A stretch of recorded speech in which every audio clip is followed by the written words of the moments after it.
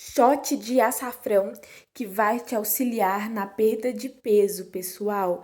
Essa dica é muito boa. Aqui em um copo eu irei colocar a banda de 1 limão.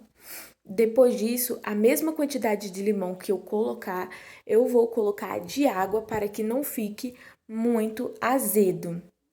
E depois é só colocar uma colherzinha de sobremesa de açafrão e mexer muito bem, porque você não quer comer bolotas de açafrão, não é mesmo? Pessoal, se vocês estão gostando das nossas dicas, não se esqueça de curtir, comentar e compartilhar o que você está achando. Isso nos ajuda demais. É isso, um beijo e até o próximo vídeo.